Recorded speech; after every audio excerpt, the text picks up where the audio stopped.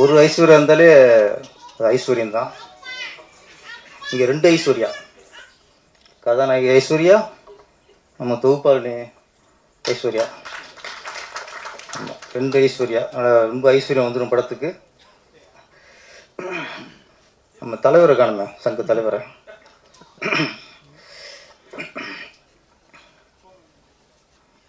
இரவின் கண்கள், இது கொஞ்சம் வித்தியாசமான படம்னு நினைக்கிறேன். இது அறிவியல் த்ரில்லர் மூவி. இதில் இயக்குனர், கதாநாயகன் பாப் சுரேஷ். இதில் சில க்ளோஸ்அப்லாம் பார்க்கும்போது தெலுங்கு நடிகர் கோவிச்சந்த் மாதிரி இருக்கே, உண்மையா டக்குன்னு அவர் தான் ஞாபகம் வந்து போச்சு. அவர் ஒரு வெற்றிகரமான ஹீரோ தான் அவர். மாதிரி நீங்களும் அவரோட பெருசாக நீங்கள் ஜெயிக்கணும். அப்புறம் கதை நல்லா சொல்லுவார்னாப்புல நம்ம ஹீரோ. இப்போ நிறைய டேரக்டருக்கு இந்த கதை சொல்கிறது தான் அதேமாதிரி இல்லாமல் போச்சு. அப்புறம் நான் சின்ன இருக்கும்போது சொல்லுவாங்க, இந்த கதை சொல்கிற இயக்குனரை பற்றி, நீங்களாம் பிவா சார் கதை சொல்லி கேட்கணும் அப்படிம்பாங்க, பாக்கிர சார் கதை சொல்லி கேட்கணும் அப்படிம்பாங்க. அவங்க கதை சொல்லி கேட்டால் அப்படி அது விஷுவல் ஓடிருப்பாங்க. கேட்கும்போது படம் எப்படி வருங்கிற விஷுவல் ஓடிடும். படம் பார்க்கும்போது நமக்கு என்ன விஷுவல் ஓடிச்சோ அது படத்தை இருக்கும்பாங்க. அது ஒரு டேலண்ட். கதையை சொல்கிறது, சொல்லி அதுக்கு இன்வால்வ் ஆக வைக்கிறது. எமோஷனாக பேசும்போது அது எமோஷன், காமெடியாக சீனுக்கு காமெடியாக. அது சில இயக்குநர்கள் அந்த கேரக்டராக ஊறி வாழ்ந்து கதை சொல்லுவாங்க. அதே மாதிரி சில நேரத்தில் கதை நான் சொன்ன மாதிரி தான் கதை நல்லா சொல்லுவாங்க. படம் பார்க்கும்போது சொன்ன மாதிரி இல்லையே அப்படிங்க, அது பெரிய மிகப்பெரிய தோல்வி. அது ஒரு புடிச்சிட்ட கதை சொல்லிவிட்டு கதை நல்லா சொல்கிறானே அப்படின்னு நம்பி படத்துக்கு கொடுத்துருவாங்க. படம் பார்க்கும்போது அப்செட் ஆயிடுவாங்க நேரத்தில், தம்பி சொன்ன மாதிரி இல்லையே அப்படின்ட்டு. கதை சொன்ன மாதிரி எடுக்கிறது தான் மிகப்பெரிய வெற்றி ஒரு இயக்குனருக்கு. ஏன்னா நம்ம கதை சொல்லித்தான் ஒரு ஹீரோவை ஓகே பண்ணுறோம், கதை சொல்லித்தான் ஒரு ப்ரொடியூசரை ஓகே பண்ணுறோம். அப்போ சொன்ன மாதிரி கதை எடுக்கிறது தான் முதல் வெற்றி. நிறைய பேர் என்ன ஆச்சுன்னு பார்ப்பாங்க. சில ஹீரோட கேட்டிருக்காங்க, இவர் கதை சொல்லி எப்படி உங்களுக்கு புரிஞ்சு கேட்பாங்க. நம்ம கேஸில் பேசுகிறது பயங்கர ஃபாஸ்ட்டாக பேசுவோம். அப்போ எப்படி கதை பேரை சொல்லி எப்படி உங்களுக்கு புரிஞ்சு அப்படின்பாங்க. அவ்வளோ கதை எல்லாத்தையும் சொன்னார் அப்படின்பாங்க நம்ம ஹீரோக்கள். எனக்கு திருப்பாச்சி சவுத் சேட்டை கதை சொல்லிட்டேன். அப்புறம் விஜய் சார்ட்ட கதை சொல்லியாச்சு. படம்லாம் முடிஞ்சது. இந்த பிரசாத் ஏன் அடிக்கடி இங்கே வந்து இழுக்குதுன்னா, இங்கே தான் நான் ஃபஸ்ட்டாகவே பார்த்தேன். இந்த தேட்டரில் தான், திருப்பாச்சி. இந்த தேட்டரில் நானும் விஜய் சாரும் பார்க்குறோம். ராசியான தேட்டர். நம்ம அடிக்கடி வரோமே சார், சும்மா வராது, ஏதோ ஒரு ஈர்ப்பு இருக்கும் என்ன. அதனால் இந்த முதல் படம் நான் ஃபஸ்ட் காப்பி பார்த்த தேட்ரு இந்த பிரசாத் தேட்ரு. விஜய் சார் நான் பார்த்தோம். படம் முடிஞ்சது. வெளியே போனால் விஜய் சார் வந்து ஃபஸ்ட் சொன்ன வார்த்தை, படம் நல்லா வந்திருக்கு, எப்படி வந்திருக்கு அதெல்லாம் இல்லை. லேடிஸ் ஏன் கீழே உட்காருங்க, இடம் இருக்கா இல்லையா? சரி ஓகே, ஃப்ரெண்டில் வாங்கம்மா, வாங்க முன்னாடி வாங்க. நீங்கள் தான் ரைஸ் கேட்குறியா, கீழே உட்காந்து அப்புறம் அதுவும் கைட்டில் 2 பேருங்க அவங்க, அவங்களுக்கு கீழே உட்கார வச்சுட்டாங்க. உட்காருங்க, நல்லா கை தட்டணும் ஒவ்வொரு நான் பேச ஒவ்வொன்றுக்கும்.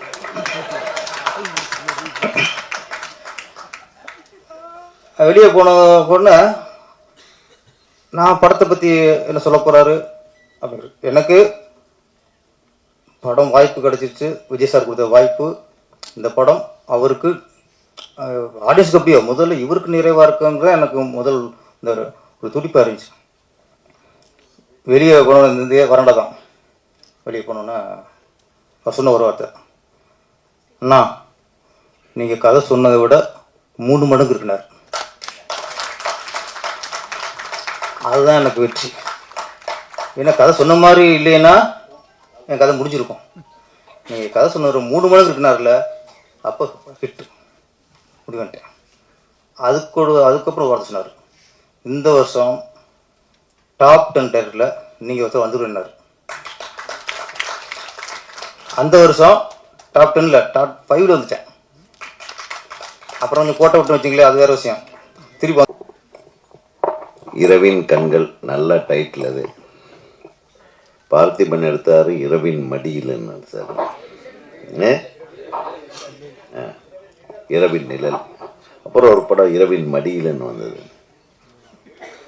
ஆமாம், அதே கண்கள், இரவின் கண்கள். இரவுக்கு 1000 கண்கள்.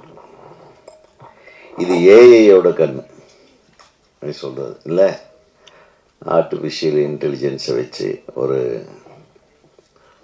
வித்தியாசமான ஒரு கதைக்களத்தை அமைத்திருக்கும் கதாசிரியருக்கு எனது முதல் வாழ்த்துக்கள். ஏன்னா எதையோ திங்க் பண்ணியிருக்காரு, பரவாயில்ல. ஆனால் இந்த ஆர்டிஃபிஷியல் இன்டெலிஜென்ஸ்ன்றது வந்து எமகாதக பையன்.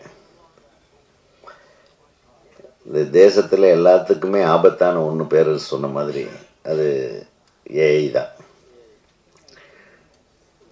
உடம்பு சரியில்லாத ஒரு நடிகர், நம்ம டைஹார்டு ஹீரோ, ஒரு பேர் என்ன, ப்ரூஸ் வில்லிஸ். ப்ரூஸ் வில்லிக்கு உடம்பு சரியில்லை. கடந்த 2 வருஷத்துக்கு முன்னாடி இருந்து உடம்பு சரியில்லை அவருக்கு. அவருக்கு அட்வான்ஸ் கொடுத்துட்டாங்க ஒரு ப்ரொடியூசர். அட்வான்ஸ் எல்லாம் கொடுத்துட்டாங்க. அவர் நடிக்க போக முடியல. டைரக்டர் என்ன பண்ணிட்டா, ஒன்றும் பண்ணாதீங்க, நீங்கள் ஒன்றும் பிரச்சனையே இல்லை, நான் ஏஐயை வச்சு உங்களுக்கு ரீப்ரொடியூஸ் பண்ணிக்கிறேன் அப்படின்னு கூப்பிட்டு போய் ஒரு 10 ஏங்கிளில் அவரை உட்காந்து வச்சு ஷாட் எடுத்து, நிற்க வச்சு ஷாட் எடுத்து அனுப்பி விட்டார். அவருக்கு பேசின சம்பளத்தை கொடுத்துட்டாங்க. ஏஐ தொழில்நுட்பத்தை பயன்படுத்தி படத்தை எடுக்க ஆரம்பிச்சிட்டாங்க.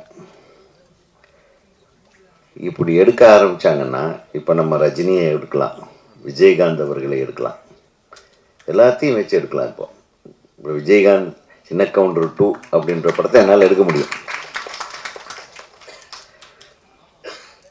உடனே ஹாலிவுட்டில் ஒரு பெரிய போராட்டம் வெடிக்குது. எல்லாரும் ஸ்ட்ரைக் பண்ணிட்டாங்க. நீங்கள் ஏஐ வச்சு கதை பண்ணலாம், நீங்கள் அந்த அவுட்லைனை சொல்லிட்டீங்கன்னா இந்த ஏஐ வந்து அதே ஒரு கதையை குக் பண்ணி கொடுத்துரும். அதே அவுட்லைனை இன்னொருத்தங்கிட்ட சொன்னான்னா அது வேற மாதிரி குக் பண்ணி கொடுக்கும். ஸோ இப்போ கதாசிரியர் எல்லாம் மூளை இல்லாமையே இருக்கலாம், மூளையெல்லாம் யூஸ் பண்ண வேண்டியதில்லை. ஸோ இந்த அளவுக்கு பிரச்சனை போயிடுச்சுன்னா மனித உழைப்புக்கு, மனித அறிவுக்கு வேலை இல்லாமல் போய்விடும் அப்படின்னு ஒரு ஸ்ட்ரைக் பண்ணி இப்போ இந்த ஏஐ மூலமாக படம் பண்ணுறதை நிறுத்திட்டாங்க. ஏஐயை பற்றி படம் எடுக்கலாம், ஏஐயை உபயோகப்படுத்தி படம் எடுக்கிறத நிறுத்திட்டாங்க. இது உங்களுக்கு தெரியுமா? இப்போ செய்தியாளர்களுக்கு தெரியும்னு நினைக்கிறேன். ஸோ அந்த அளவுக்கு ஒரு டேஞ்சரஸ் இன்வென்ஷன்னா அது ஏஐ. அதே மாதிரி அதனுடைய இனோவேட்டிவ் பவர்ஸ்ன்னு ஒன்று இருக்குது.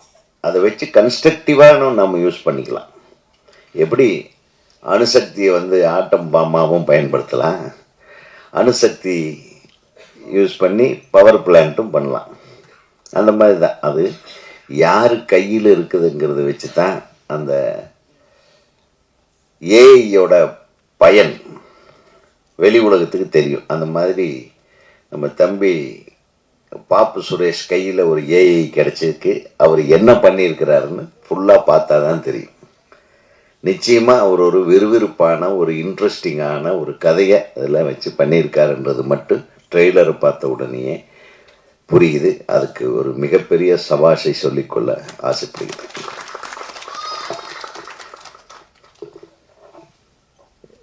இன்னொரு நல்ல விஷயம் என்னென்னா, இந்த படத்தில் நடித்த ஹீரோயின் வந்தாங்க. எப்பவுமே ஹீரோயின் வந்தால் பேரரசு பக்கத்தில் தான் உட்காருவாங்க. அவருக்கு அந்த வருத்தம் தாங்க முடியாமல் ரொம்ப நேரம் என்னடா பண்ணுறதுன்னு ரொம்ப ஃபீல் பண்ணிட்டு இருந்தப்போ தான் நான் கண்டுபிடிச்சப்பா 2 பேர் அங்கே பெண்கள் அங்கே வந்திருக்காங்க, கொஞ்சம் அனௌன்ஸ் பண்ணி உட்கார வைங்கன்னு பின்னாடி சொன்னேன். அவங்களும் சொல்லலை. ஆனால் நான் சொன்னது தம்பி காதுக்கு மட்டும் கரெக்டாக பட்டு தேடி கண்டுபிடிச்சி உட்காத்த வச்சுட்டே கைத்தட்டுங்கன்னு சொல்லி இவருக்கா கதை சொல்ல தெரியாது, எத்தனை கதையை சொல்லிட்டார் பாருங்க. வர்ற ஆளுகளை வசியம் பண்ண தெரிந்த ஒரே ஆளு இந்த மேடையில் பேரரசு தான். பேரரசு நிறைய பேர்த்த கவுத்திருக்காரு. விஜயை கவுத்திருக்காரு, அஜித்தை கவுத்திருக்காரு, விஜயகாந்தை கவுத்திருக்காரு. கதை சொல்லாம எப்படி கவுக்க முடியும்? அதெல்லாம் ஒண்ணும் இல்லை. என்ன கேளுங்க, எனக்கு கதை சொல்ல தெரியாது, கதை பண்ணத்தான் தெரியும். என்ன கேட்டா விஜயகாந்த் சாருக்கு கதை சொல்லணும். நான் சிரிச்சிட்டேன். என்ன கதை சொல்லணும்? இப்ராஹிம் ராவுதர் அவர்கள் கேட்குறாரு, உதய் நீ ஏதாச்சும் கதை சொல்லுப்பா, அவனுக்கு அட்வான்ஸ் எல்லாம் வாங்கியாச்சு, படம் ஆரம்பிக்க போகிறேன், கதை சொல்லியான்னு. நானும் யோசனை பண்ணுறேன், ஏங்க இதெல்லாம் 2.25 மணி நேரம் சொல்ல வேண்டிய கதை.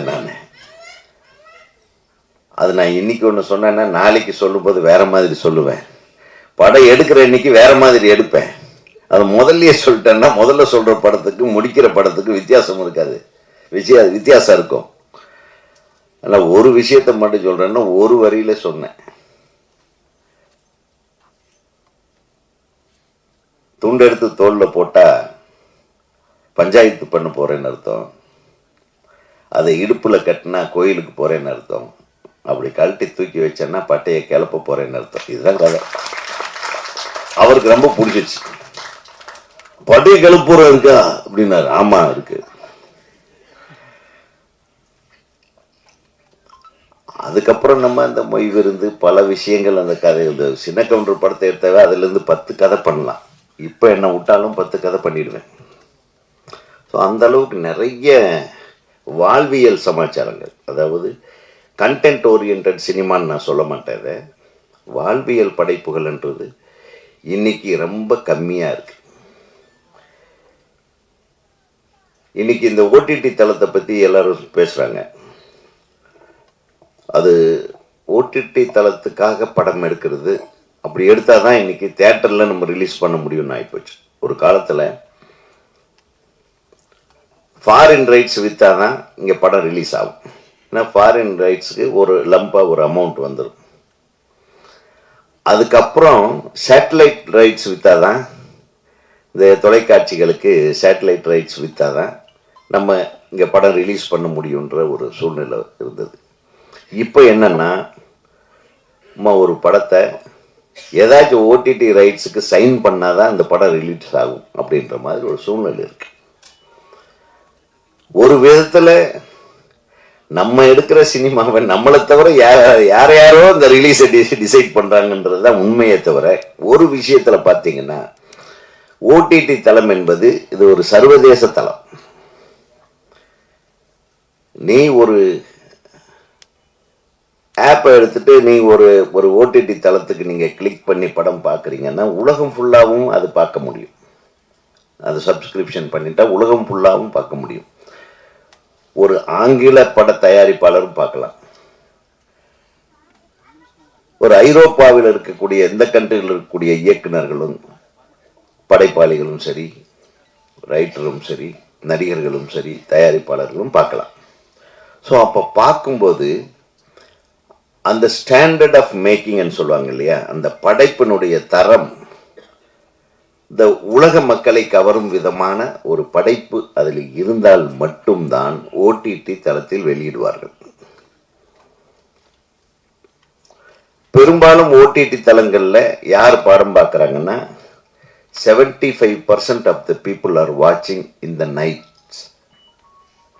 இரவு நேரங்களில் தான் அவங்க படம் பார்க்குறாங்க. இரவு நேரங்களில் படம் பார்க்கும்போது அது ஒரு டைப்பான படமாக இருந்தால் தான் பார்ப்பாங்க. நல்ல படம் எல்லாம் பார்க்கவே மாட்டாங்க. இப்போ நிறைய பேர் என்கிட்ட சொன்னாங்க, என்னங்க நீங்கள்லாம் எடுத்தீங்க, அந்த மாதிரி எல்லாம் படம் எடுக்க முடியுமா? எடுத்தா ஓடாதையா, நம்ம ராத்திரியில் படம் பார்க்குற மாதிரி எடுத்தாதான் ஐயா ஓடும். இப்போ அதுக்கு நம்ம தனியாக இப்போ நம்ம ட்ரைனிங் எடுத்துக்க வேண்டியது இருக்கு. நீங்களும் அடுத்ததெல்லாம் அந்த மாதிரி எடுக்கணும். ஏஐஏன்னெல்லாம் வச்சுட்டு இது ஒரு முயற்சி, இதில் வெற்றி அடைவீங்க, அதில் சந்தேகம் இல்லை. பட் இருந்தாலும் இந்த ஏஐலேயே அடுத்த லெவலில் போயிட்டு எந்த ஏஐ வந்தாலும் அந்த இரவுல பார்க்குற படங்கள் இருக்கக்கூடிய அந்த காட்சி அமைப்புகள் இருக்கு பாருங்க, அது இருந்தால்தான் ஓடிடிக்காரன் வாங்குறாங்க. ஒரு 10 பெட்ரூம் சீனாவது இருக்கணும், ஒரு முத்த காட்சி இருக்கணும், அப்புறம் அரைகுடை உடையோட கட்டி தழுவுதல், படுக்கையில் பிறல்றது, இதெல்லாம் ராத்திரி நடக்கும் தானே வீட்டில். அதையெல்லாம் வெளிப்படையாக எடுக்க தெரிந்தால் மட்டும்தான் இன்னைக்கு அன்பு தம்பி பேரரசுவால் திரும்பவும் படம் எடுக்க முடியும் என்பதை இந்த மேடையில் தெரிவிக்கிறேன். விழாவிற்கு வந்துள்ள சிறப்பு விருந்தினர்கள் அனைவரையும் வரவேற்று, இந்த படம் தயாரிப்பாளர் பிரதாப் அவர்களையும் வரவேற்று, மற்றும் இந்த படத்தை வெளியிட உள்ள ஹரியுத்ரா ப்ரொடக்ஷன் ஹரி அவர்களையும், பிஆர்ஓ புவன் அவர்களையும், ஊடகங்கள் பிரஸ் மீடியா அனைவருக்கும் வணக்கத்தை தெரிவித்துக் கொண்டு, இந்த ஒரு படத்தை மக்களாகிய நீங்கள் எல்லோரும் திரையில் பார்க்க வேண்டும் என்று மிக மிக தாழ்மையுடன் கேட்டுக்கொள்கிறேன். ஏனென்றால் புதிதாக வரக்கூடிய சின்ன சின்ன தயாரிப்பாளருக்கு உங்களுடைய ஆதரவு மிக மிக வேணுங்க. பெரிய படத்தவே போய் எல்லாரும் திரையில பார்க்குறோம், எல்லாம் சின்ன படம் தான் ஓடிடியில் போய் பார்த்துக்கிறோம் அப்படின்னு சொல்லி இருக்காதீங்க. எல்லாரும் புதிய தயாரிப்பாளரை வரவேறுங்க, அப்போதான் நாங்களும் பெரிய பெரிய படங்களை எடுக்க முடியும். ஸோ அதை ரொம்ப ரொம்ப தாழ்மையோட கேட்டுக்கொள்கிறேன். அனைவரும் இப்படத்தை திரையில் பார்த்து மகிழும்படி கேட்டுக்கொள்கிறேன். நன்றி. பிரஸ் மீடியா நண்பர்கள் எல்லாத்துக்கும் ரொம்ப நன்றி, எங்களோட மூவியை சப்போர்ட் பண்ண இங்கே வந்ததுக்கு. அண்ட் இது எனக்கு தெரிஞ்ச ஒரு மிகப்பெரிய ஆப்பர்ச்சுனிட்டின்னு தான் நான் சொல்லணும், எனக்கு கிடச்சிருக்கு. எப்பவுமே அம்மா சொல்லிகிட்டே இருப்பாங்க, உனக்கு எப்போ ஒரு ஆப்பர்ச்சுனிட்டி வந்தாலும் அதை கரெக்டாக பயன்படுத்திக்கணும் அப்படின்றது. ஸோ அப்படி நான் பயன்படுத்திக்கிட்ட ஆப்பர்ச்சுனிட்டி. ஸோ இதுக்கு ஃபர்ஸ்ட் நான் தேங்க் பண்ணுறது என்னோட வெரி க்ளோஸ் ஃப்ரெண்டான ராஜு. ஸோ அவரால் தான் இந்த ப்ராஜெக்ட்குள்ளேயே நான் வந்தேன். அண்ட் மெயின் ரீசன், ஸோ இந்த அளவுக்கு கொண்டு வந்த மை டீம் பாப்ஸுக்கு ரொம்ப தேங்க் பண்ணிக்கிறேன். And then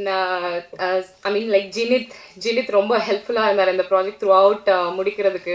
and then Giri cameraman ரொம்ப சூப்பராக என்னை விஷுவலைஸ் பண்ணி அழகாக ஸ்க்ரீனில் காட்டியிருப்பார். டீம் ஃபுல்லாமே ரொம்ப என்ஜாய் பண்ணி இதை ஷூட் பண்ணியிருக்கோம். அண்ட் இது ரொம்ப டிஃப்ரெண்ட்டான ஒரு கான்செப்ட் தான் சொல்லணும். நான் பண்ண ப்ராஜெக்ட்லேயும் நிறைய படம் பண்ணியிருக்கேன், பட் இந்த படம் எனக்கு ரொம்ப ஸ்பெஷலான ஒரு மூவின்னு தான் நான் சொல்லணும். ஸோ அதுக்கு I have to thank this whole team. And producer Pratap enterprises அவங்க இந்த படத்தை வாங்கி ரொம்ப ரொம்ப ஹாப்பி ஆக்சுவலி இந்த படத்தை அவங்க ரிலீஸ் பண்ணுறது. அண்ட் April 5th கண்டிப்பாக தியேட்டரில் போய் பாருங்கள், எங்கள் படத்தை சப்போர்ட் பண்ணுங்கள். இந்த மாதிரி வளர்ந்து வர ஆர்டிஸ்ட் அண்ட் தென் குட்டி குட்டி டீம்ஸை நல்லா சப்போர்ட் பண்ணுங்கள். And thank you so much. Thanks எல்லாம். இங்கே வந்திருக்க பெரியவங்க எல்லாருக்கும் வணக்கம், ஊடக நண்பர்களுக்கு வணக்கம். பெரும் போராட்டத்துக்கு பிறகு இந்த படம் ஆக்சுவலாக இவ்வளோ தூரம் வந்திருக்கு. அதில் பெரும்பான்மையான பங்கு இயக்குனர், நண்பர், நடிகர் பாப் சுரேஷ் அவர்களுக்கு சேரும். எனக்கு இந்த வாய்ப்பளித்த நண்பர்களுக்கு, அதுவும் தம்பி ஜித்தின் அவர்களுக்கும் மற்றும் தொழில்நுட்ப வல்லுநர்களுக்கும் எல்லாருக்குமே என்னுடைய மனமார்ந்த நன்றிகள். கண்டிப்பாக ஊடக நண்பர்கள் இந்த மாதிரி சின்ன படங்களை பெருசாக சப்போர்ட் பண்ணுங்கள், இது மிகப்பெரிய ஒரு விஷயமாக இருக்கும். தயாரிப்பாளர்களுக்கு என்னுடைய மனமார்ந்த நன்றி. மிக குறிப்பாக அனைவருக்கும் நன்றி. வணக்கம். பத்திரிகை மீடியா நண்பர்கள் எல்லாருக்கும் வணக்கம். மேடையில் அமர்ந்திருக்கும் உதயகுமார் சார், பேரரசு சார், தயாரிப்பாளர், இயக்குனர் எல்லாருக்கும் வணக்கம். நடிகர்கள், இரவன் கண்கள். பாப் சுரேஷ் ப்ரோ எனக்கு சமீபத்தில் நல்ல நண்பரானார். அவர் என்கிட்ட ஒரு கதை சொல்ல வந்தார், கூட சீக்கிரம் அது நடக்க போகுது. கண்டிப்பாக அது என்ன கதை, என்ன ப்ரொடக்ஷன் நாங்கள் சொல்ல முடியாது, வெளியிட முடியாது தகவல். நான் சினிமா தான் வெளியிடணும். அவர்கிட்ட நான் அதை பெர்மிஷன் வாங்க நானே சொல்லிட்டேன். ரொம்ப சந்தோஷமாக இருக்குது. பாப் சுரேஷ் ப்ரோ சொன்னார் இந்த விஷயங்கள். ஏன்னா எப்போவுமே ஒரு சின்ன சின்ன தயாரிப்பாளர் டைரக்டர்லாம் ஒரு கதை பண்ணி ஒரு ஷார்ட் ஃபிலிம், ஒரு சில வருடங்கள் முன்னாடி, ஒரு 10 வருஷம் முன்னாடி கார்த்திக் சுப்ராஜ் சார் இவங்கெல்லாம் வரும்போது ஷார்ட் ஃபிலிம் பண்ணி தான் ஒரு ப்ரொடியூசரை பிடிக்கிற மாதிரி ஒரு நிலைமை இருந்துச்சு. இப்போ அது அப்படியே கம்ப்ளீட்டாக மாறி போச்சு. ஏன்னா அமேசான், நெட்ஃப்ளிக்ஸ்லாம் ரொம்ப அட்வான்ஸாக படம் பண்ணுறாங்க. அதுக்கு நிகராக நம்ம ஒரு படத்தை கொடுத்தா மட்டும்தான் இப்போ மஞ்சுமல் பாய்ஸ்லாம் வந்துச்சு. ஸோ ஆடியன்ஸ் வராங்க. ஸோ தப்பு நம்மக்கிட்ட தான் இருக்குது. ஆக்சுவலாக நம்ம அப்படி ஒரு படம் கொடுக்கணும். நிறைய படங்கள் ரிலீஸ் ஆகாமல் இருக்குது. ஸோ அப்படி ஒரு படம் உள்ளே வரணும். ஆட்டோமேட்டிக்காக அது மூட்டாக்கம் மாறினா மட்டும்தான் இன்றைக்கி சினிமா நல்லபடியாக ஹெல்த்தாக இருக்குது. ஸோ அப்படி ஒரு விஷயங்கள் வரணும், அந்த படத்துக்கு அமையணும்னு நான் வேண்டிக்கிறேன். உண்மையில் பாப் சுரேஷ் ப்ரோ பற்றி சொல்லணும்னா கதைகள் சொல்கிற விதம்னு ஒரு விஷயம். சில பேர் கதை நல்லா சொல்லுவாங்க, அது எடுக்க வராது. சில பேருக்கு ரைட்டிங் ஸ்க்ரீன் பிளே சொல்கிற விஷயத்துல வந்து உண்மையால ஒரு ஒரு வாய்ப்பு கிடைச்சி ஒரு ப்ரொடியூசர் கிட்ட போய் கதை சொன்னாங்கன்னா ஈஸியாக சொல்லுவார். ஏன்னா அவர் என்கிட்ட சொன்ன கதையை வந்து காஃபி டேலாம் மீட் பண்ணோம். 2 மணி நேரம் நான் சிரிச்சுட்டு அந்த கதையை எக்ஸ்ட்ராடினரி கதை சொன்னார். ஸோ அவர் சொன்னார், இப்படி ஒரு விஷயம் நான் பண்ணுறேன் பிரதர் அப்படின்னு சொன்னேன். முதல் படம் அதுதானே பிரதர், இல்லை இதை படமாக ரிலீஸ் ஆகி படமாக வந்துடும் நான் எதிர்பார்க்கவே இல்லை. சரி அதுதான் பிரதர், எப்பவுமே நேரங்காலம் லக்குன்னு ஒரு விஷயம் சினிமாவில். நீங்கள் ஒரு விஷயம் எதிர்பார்த்து போவீங்க, அது தானாக ஒரு விஷயத்தை உங்களை தள்ளிட்டு கொண்டு வரும். ஸோ ரொம்ப அது இறைவன் கண்களுக்கு அமையட்டும் நான் வேண்டிகிட்டு இருக்கேன். ரொம்ப சந்தோஷமாக இருக்குது. இது மாதிரி நிறைய பிரதாப் சார் மாதிரி நிறைய பேர் வரணும். இதுக்கு முன்னாடி இந்த படத்தை வந்து இவங்க தனியாக எடுத்து ஃப்ரெண்ட்ஸ்குள்ளே பண்ணியிருக்காங்க. அதுக்கப்புறம் ஒரு சில நாட்களுக்கு அப்புறம் தள்ள முடியாமல் இன்னொருத்தர் வந்தார். அதுக்கப்புறம் தான் பிரதாப் சார்கிட்ட போய் சேர்ந்துருக்கு. ரொம்ப சந்தோஷம் சார். ஏன்னா டீனேஜோட எஃபர்ட்டை புரிஞ்சுக்கிட்டு இது மாதிரி நிறைய நல்ல ப்ரொடியூசர்ஸ் வரணும், ஹெல்ப் பண்ணணும். அப்படி இருக்கும்போது தான் நிறைய நடிகர்கள் நல்ல டெக்னீஷியன்ஸ் எல்லாம் வெளியே வர முடியும். ஸோ அது இது மாதிரி ஒரு கண்டென்ட்டில் எடுத்திருக்காரு. அந்த ஏஐ வந்து இப்போ தான் ஃபேமஸ் ஆகிட்டு இருக்கு. ஸோ அதை வந்து இந்த கதையை வந்து ஒரு வருஷம் முன்னாடி யோசிச்சிருக்காங்க பாலா சுப்ரமணியன் சாரும் பாப் சுரேஷ் ப்ரோவும். ரொம்ப வாழ்த்துக்கள். வர ஏப்ரல் 5ஆம் தேதி நான் மனசார பிரார்த்தனை பண்ணுறேன், இந்த படம் நல்லபடியாக வரணும். நீங்கள் போட்ட எஃபர்ட்டும் இது மூலமாக நிறைய விஷயம் நடக்கணும். பிரதாப் சாருக்கு ஓவர்டேக் பண்ண அந்த காசு கிடைக்கணும்னு வேண்டிக்கிறேன். மற்றும் ஐஸ்வர்யா நல்ல ஃப்ரெண்டு, எனக்கு லேட்டாக தான் சொன்னாங்க நான் ஒரு படம் பண்ணியிருக்கேன் வரணும். அது மாதிரி பாப்பா என்னை கூப்பிட்டுட்டாரு. பட் இருந்தாலும் எல்லாருக்குமே வாழ்த்துக்கள். ரொம்ப ரொம்ப சந்தோஷம். அவங்களும் பல வருஷமாக வந்து போராடிட்டு இருக்காங்க ஒரு ஹீரோயினாக. ஸோ எல்லாருமே ஒரு எஃபர்ட்டை எடுத்து ஒரு விஷயம் நடக்கட்டும். ஸோ நான் பிரார்த்தனை பண்ணிட்டேன். வாழ்ப்பளிக்கு நன்றி. அன்பேஷம். தேங்க்யூ. எல்லாருக்கும் மாலை வணக்கம். பத்திரிகை நண்பர்களுக்கு, ஊடகங்களுக்கு, ஃபேமிலி, ஃப்ரெண்ட்ஸ், ஜாம்பவான் இல்லைன்னா உதயகுமார் சார், பேரரசு சார், பிரஜன் ப்ரோ. ஏன்னா இவங்க மேடையில் நான் உட்காந்துருக்கேன் போது எனக்கு ஒரு ஃபீல் வந்துச்சு, ஜெயிச்சிட்டோம் அப்படிங்கிற மாதிரி. ஸோ பேரரசு சாரும் உதயகுமார் சாரும் ஒன் ஆஃப் தி இன்ஸ்பிரேஷன். ஏன்னா சின்ன வயசில் ஸ்கூல் காலேஜ் படிக்கும்போது அவங்க படங்களை பார்த்தா வளர்ந்துருப்போம். பிரஜன் ப்ரோலாம் வந்து விஜய் டிவி மூலியமாக சினிமாவுக்கு போகலாமா, இப்படி ரூட் இருக்கா அப்படின்னு கற்றுக் கொடுத்தவர் நினைக்கிறேன். ஸோ பிரதாப் சாருக்கு ரொம்ப தேங்க்யூ ஸோ மச். ஏன்னா நாங்கள் பிரஜன் சார் சொன்ன மாதிரி நாங்கள் ஸ்டார்டிங்கில் சின்னதாக பண்ணோம். அப்புறம் நிறைய பேர் உள்ளே வந்தாங்க. ஒரு ஸ்டேஜில் எங்கள் டீமுக்கே நம்பிக்கை இல்லை, இது வந்து ரிலீஸ் ஆகுமா இல்லை நெக்ஸ்ட் லெவலுக்கு போகுமான்னு சொல்லிட்டு. பிரதாப் சார் உள்ளே வந்ததுக்கப்புறமா அது கொஞ்சம் பெருசாச்சு. இவ்வளோ பிரம்மாண்டமாக ரிலீஸ் பண்ணணும்னு எதிர்பார்க்கவே இல்லை. அதுக்கு வந்து நான் ஹரி உத்ரா சார்ட்ட தான் தேங்க்ஸ் சொல்லணும். நான் ரிலீஸுன்னு கேள்விப்பட்டேன், பட் வேறு லெவலில் இருக்குது. அது பேசின எங்கள் டீமில் பேசினவங்க எல்லாருக்கும் மனசுலையும் பார்த்தீங்கன்னா ஒரு ஃபீல் வந்திருக்கும். அவங்க ஒரு பரபரப்பாக ஒரு பதக்கிலே இருந்திருப்பாங்க, ஒரு டென்ஷன்லேயே இருந்திருப்பாங்க. அதுலேயே உங்களுக்கு தெரிஞ்சுக்கும். So thank you so much sir. படத்தை பற்றி சொல்லதா இருந்தால் இட்ஸ் அது சயின்ஸ் ஃபிக்ஷன் த்ரில்லர். நடித்த எல்லாருமே, ஐ மீன் டாலியாக இருக்கட்டும், கிரிசாராக இருக்கட்டும், டெக்னீஷியன்ஸ், பாலசுப்ரமணியன் ரைட்டராக இருக்கட்டும், அப்புறம் ஜெனித், ஈவன் செல்வா, எல்லாரும் ரொம்ப மணி ஓரியன்டாக இல்லாமல் நல்ல படம் பண்ணணும், சினிமாவுக்குள்ளே வரணும் அப்படிங்கிற ஒரு மைண்ட் செட்டில் மட்டும்தான் உள்ளே வந்தாங்க. அதுக்கான ரிசல்ட் இதுன்னு நினைக்கிறேன். சரி அவ்வளோதான். அதுக்கப்புறம் நல்ல ரிவ்யூஸ் வரணும். அப்புறம் மக்கள் நீங்களாம் பார்த்து தான் சொல்லணும். Thank you so much. அனைவருக்கும் வணக்கம். வந்திருக்கும் சிறப்பு விருந்தினர்கள் மற்றும் பத்திரிகையாளர் நண்பர்கள், ஹரி உத்ரா அவர் அனைவர்களுக்கும் நன்றி. இந்த படம் சிறிய லெவலில் ஆரம்பித்து இப்போ இன்றைக்கி வந்து கொஞ்சம் பெருசாக ப்ரமோட் பண்ணிகிட்ருக்கோம். இருந்தாலும் தேட்டர் வந்து கம்மியாக தான் கிடைக்கும் ஸ்டார்டிங் ஸ்டேஜில் ரிலீஸ் பண்ணும்போது. பட் நீங்கள் அதை வந்து கண்டிப்பான முறையில் தேட்டரில் பார்த்து கொஞ்சம் ப்ரொமோட் பண்ணி இந்த பத்திரிக்கைக்காரங்க ஏதாவது ஹெல்ப் பண்ணி விட்டிங்கன்னா கண்டிப்பாக இந்த தேட்டரோட எண்ணிக்கை ஜாஸ்தியாகும். ஸோ அடுத்த படம் நாங்கள் பண்ணுறதுக்கு ஒரு மோட்டிவேஷனாக இருக்கும். ஸோ அந்த ஹெல்ப்பை நீங்கள் எல்லோரும் பண்ண